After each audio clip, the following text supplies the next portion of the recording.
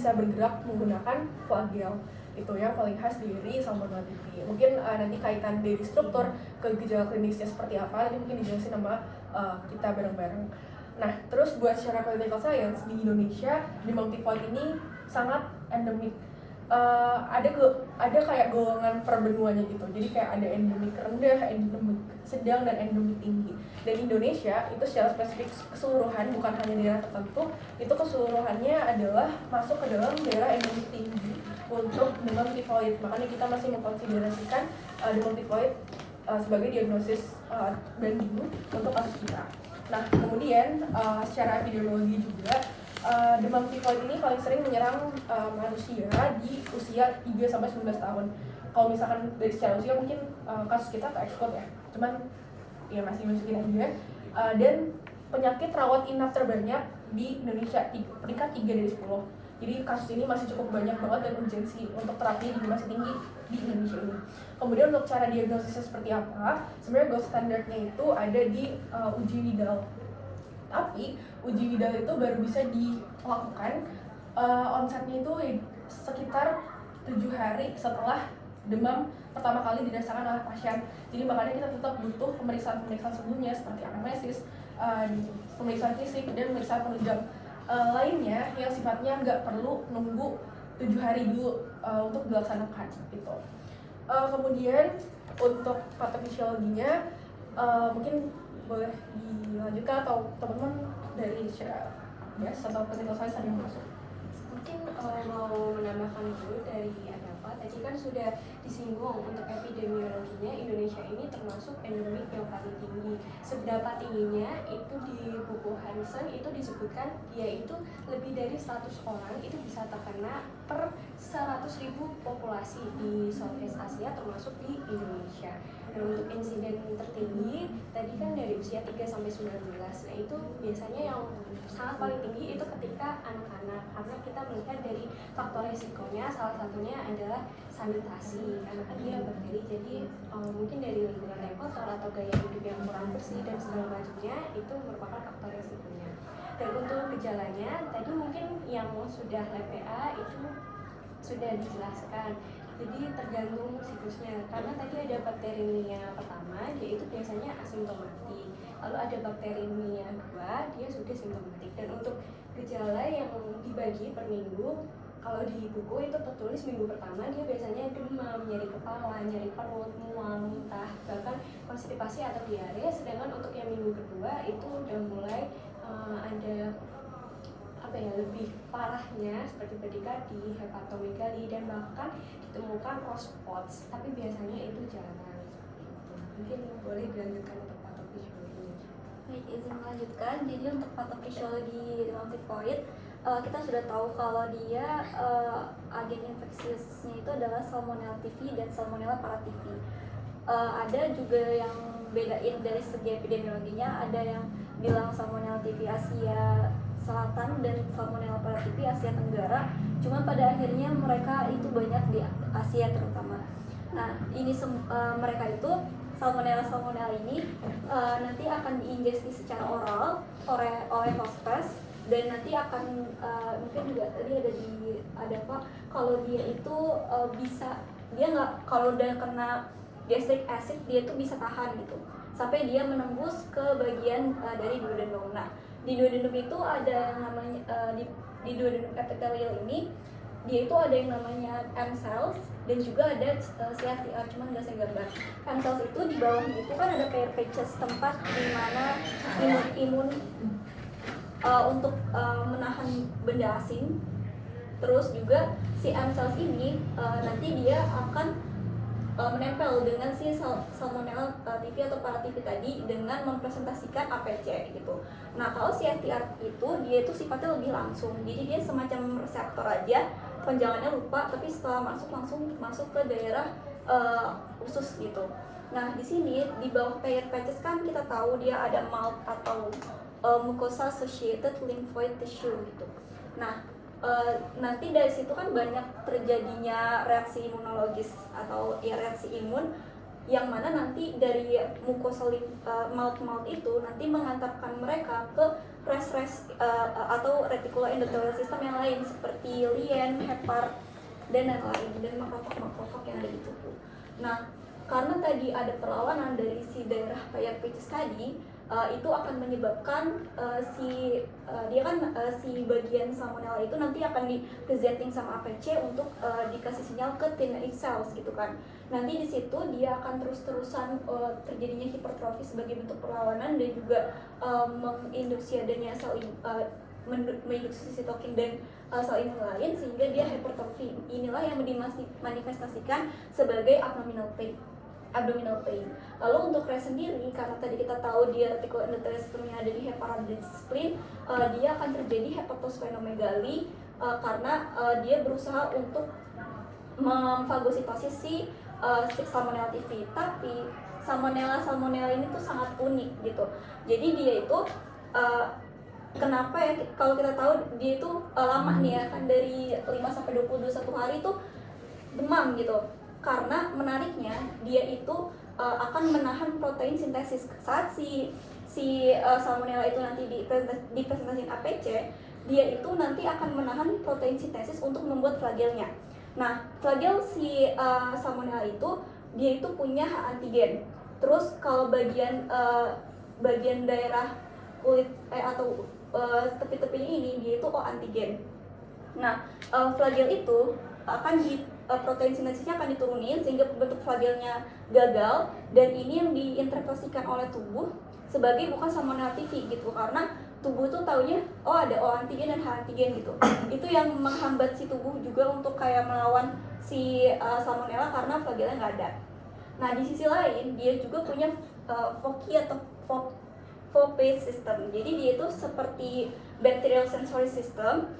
Si Salmonella ini punya Foci ini, kalau seandainya dia masuk ke tubuh, kan di sini kan ada bagian lipid ya, lipid layernya. Jadi si lipid A itu namanya lipid A ini, dia itu nanti kalau ada Foci itu nanti dia akan merubah si Foci menjadi Fope gitu. Nah, Fope ini perannya adalah untuk memodifikasi si lipid A tadi.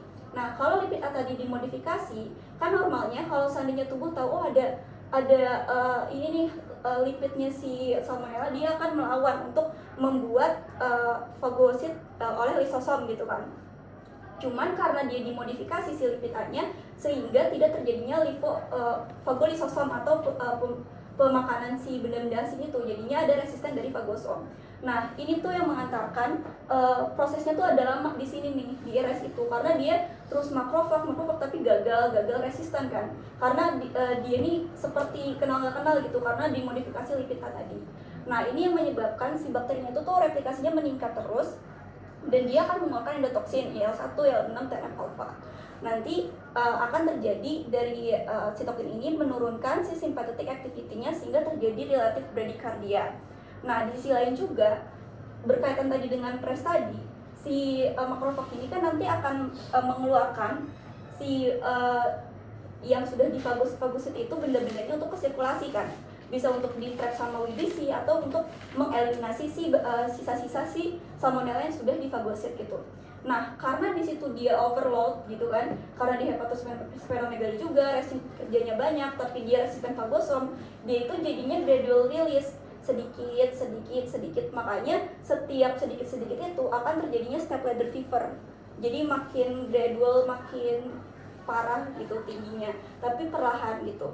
Nah, di sini juga akan ke dermis, ke daerah dermis, di capillary dermis untuk perlawanannya itu sehingga dia nanti memicu si hypersensitivity type 4 yang kita tahu sebagai delayed hypersensitivity. Dia itu pakai mekanisme T-cell gitu kan. Dari T-cell tadi ya pada akhirnya ada vasodilatasi yang khasnya itu adalah rose spots. Mungkin nanti bisa ditambahkan oleh teman-teman.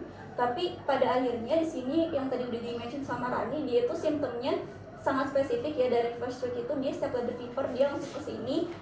Jadi dari rest tadi dia makrofagnya langsung ke sirkulasi, dia step ladder pelan-pelan, tapi itu terus terjadi sampai ada disusul dengan gejala second week, yaitu abdominal pain yang tadi ternyata si PRPCS-nya hypertrophy, lalu terus dia bikin rose spot karena dia ke dermis, Terus step 2-nya itu adalah hepatosplenomegaly. Artinya si res ini dia itu dia tingkat toleransinya tuh lebih besar gitu, karena dia bisa aja nggak hepatosplenomegaly, tapi saking banyaknya resnya itu kerja, jadinya dia outweigh the load-nya si RS itu, jadinya hepatosplenomegaly gitu aja.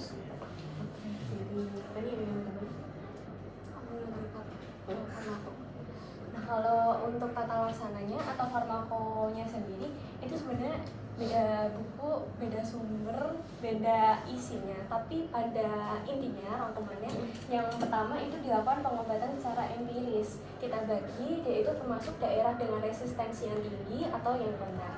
Kalau misalnya resistensinya tinggi itu bisa diberikan yang pertama itu azitromisin, di mana azitromisin ini untuk dosis dewasa dan anaknya itu berbeda. Untuk dosis dewasanya itu 1 gram untuk hari pertama, untuk selanjutnya diberikan 500 mg per hari dan diberikan selama 7 hari. Lalu untuk dosis anaknya sendiri itu 20 mg per kilogram berat badan setiap 24 jam. Lalu bisa diberikan juga ceftriaxone ketika dia itu sudah tergolong kasus yang berat seperti itu. Diberikannya 2 gram secara IV per hari dan diberikan selama 10 hari.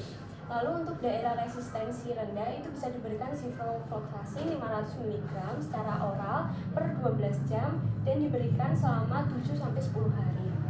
Setelah dilakukan pengobatan empiris itu kita juga harus memberikan terapi pendukung. Yang pertama, jika pasien memilih secara rawat jalan maka bisa kita berikan antipiretik untuk menurunkan demamnya. Lalu bisa diberikan cairan rehidrasi karena tadi pada pasien ada mual, ada muntah, lalu ada kompensasi pengeluaran keringat yang banyak, otomatis harus ada cairan untuk mengganti pengeluaran cairan tersebut. Lalu kedua bisa dirawat inap, dan yang ketiga bisa diberikan steroid ketika kasusnya ini sudah ada komplikasi dengan gangguan SSP atau shock. Diberikannya 3 mg per kilo secara IV dengan loading dose 1 mg per kilo tiap 6 jam.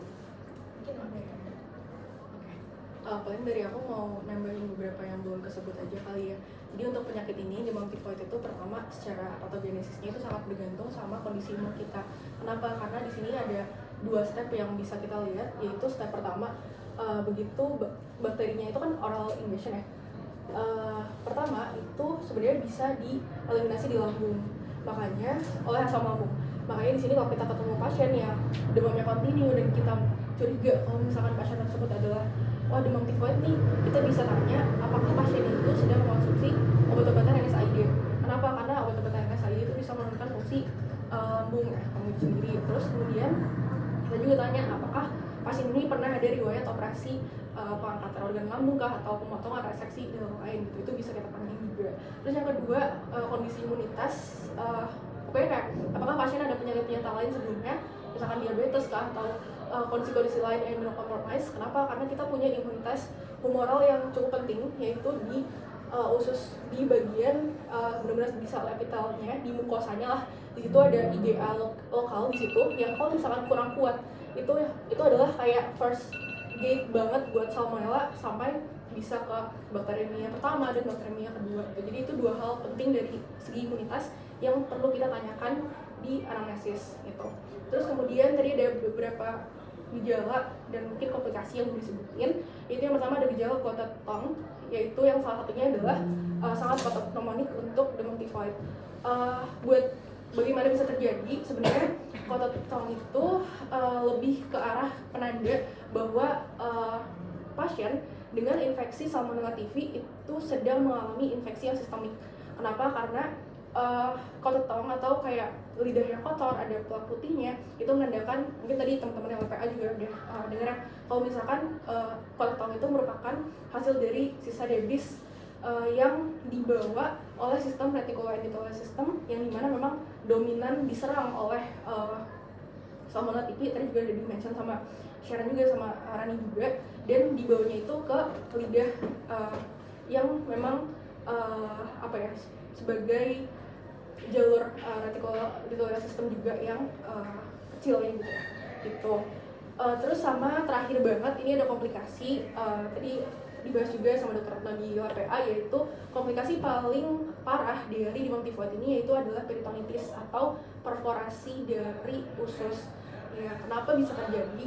Karena secara patologi anatomi ini itu karena tadi ada reaksi hipersensitivitas tipe 4 ya, yang lambat di sel usus kita, itu lama-kelamaan akan membuat nekrosis. Jadi hiperplasia secara kronis lama-kelamaan akan membuat nekrosis, dan hal tersebut akan menyebabkan erosi di lapisan-lapisannya. Jadi mulai dari mukosa, turun lagi ke lamina propria, terus ke plat clearnya itu perlahan-lahan mulai terkikis gitulah, karena hiperplasia dan sedangkan makanan juga masih masuk, jadi nggak sejalan antara fungsi seharusnya dan secara struktural dia.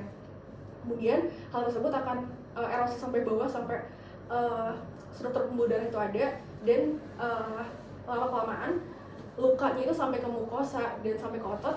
Nah, hal itu yang akan menyebabkan fungsi dari pencernaannya itu berkurang, dan fungsi penahanannya kayak bearingnya itu menurun. Jadi bisa komplikasi yang paling parahnya itu adalah perforasi dan leading to peritonitis. Mungkin itu aja dari aku. Secara tata laksana juga setuju sama ini. Paling untuk beberapa yang non farmakonya itu disuruh tirah baring, terus diet dan terapi nutrisi, karena untuk salmonella ini rentan diare juga ya, jadi perlu diperhatikan juga dari segi hidrasi dan nutrisinya. Dan mungkin udah itu aja dari aku. Nambahin dikit. Jadi sebenarnya tadi kenapa jelasin kepentingan H antigen O antigen itu untuk kita melihat hasil labnya. Jadi tuh antigen O itu lebih yang diperhatikan gitu, dan antigen H itu nggak terlalu berpengaruh karena tadi antigen H itu pada akhirnya akan diturunin sintesisnya karena flagella diturunin sintesis proteinnya gitu, jadinya suka nggak ada gitu. Tapi yang paling penting O antigen. Terus di kasus juga tuh 1/80 itu nggak signifikan, karena 1/80 bisa jadi juga karena Indonesia emang daerah endemisnya sih tifoid gitu, tapi nggak signifikan untuk dibilang diagnosisnya tifoid. Yang signifikan tuh 4 kalinya, berarti 1/320. Itu aja. Oke, mungkin ada teman-teman yang mau konfirmasi atau tanya? Mau nanya, tapi kayak baru cuman keinget doang gitu loh. Aku pernah dengar ada yang bilang kayak tifusnya kambuh gitu, kayak udah pernah kena. Emang ya kayak dia dorman atau emang bisa kambuh lagi gitu atau gimana ya? Bisa. Jadi ada fase, bentar gue tulis dulu. Pokoknya ada 2 pilihan di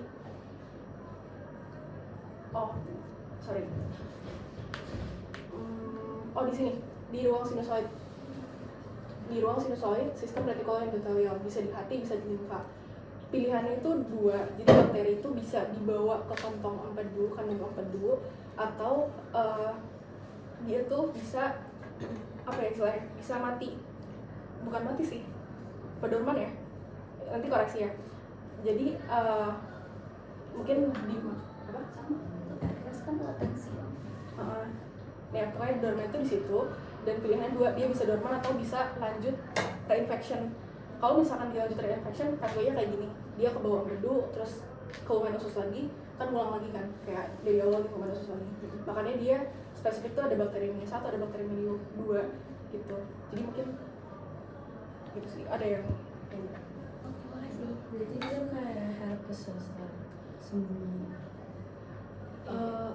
di makrofag mas. Sebenarnya yang menjelaskan tuh dari patogennya sih. Dia kan gires kan. Udah nyampe gires dia kan latency dissemination kan. Nah, itu kan penentuannya di phagosome resistance ini gitu. Kalau dianya fagosomnya nggak bisa untuk lisosomnya nggak bisa untuk ngefagosit, nggak terjadinya fagolisosom itu kan berarti kan gagal tuh kan. Berarti bisa aja diem dulu di situ sampai nanti gradual lagi tuh ke sirkulasi step ladder fever gitu. Tapi kalau seandainya mati ini di sini nih, bisa jadi udah sembuh. Ada lagi? Oke, kalau gitu tuh mungkin Ronald aman? Nanya apa? Ada nggak gejala lain selain Yang patognoman yang khas. Kalau untuk yang khas itu dari Rospot, cuman kalau dari internal FKUI itu cuma 30% di Indonesia dan memang jarang, dan sekalipun ditemuin itu udah masuk ke bukan yang first week lagi, tapi udah yang lanjut second atau yang third. Terus kaitannya dengan kasus kita, kenapa kemarin pasiennya kok diuji ginjal, padahal kalian kayaknya tadi nggak pusing. Apa yang membuat kita curiga nih kecenderungannya ke tifoid? Itu semua nggak ada nih. Kayaknya nanya dari situ kan. Karena kita nggak mungkin periksa kalau tidak ada sesuatu yang mencurigakan. Kalau Masukin YouTube. Dari mana? dari faktor endemisnya gimana kan? Nonton Inggris. Iya, demam tifoid masih benua Asia Tenggara itu masih masuk dalam endemik itu mungkin yang pertama. Terus yang kedua, hipotesis saya adalah buat yang Tuan Rizal atau Tuan Fauzi yang pola demamnya tidak jelas itu sering diinterpretasikan sebagai apa ya? Interpretasinya bisa banyak berdasarkan pola demam yang lain itu masih sangat mungkin kalau pola demam yang pasien rasa tidak jelas yang dimana masih ada faktor subjektifnya itu bisa kita curigai juga sebagai salah satu pola demam kontinu yang khas pada demam tifoid.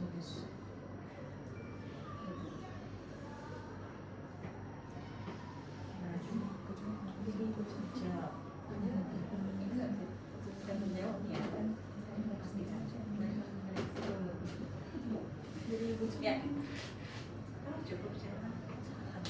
Itu mungkin kami itu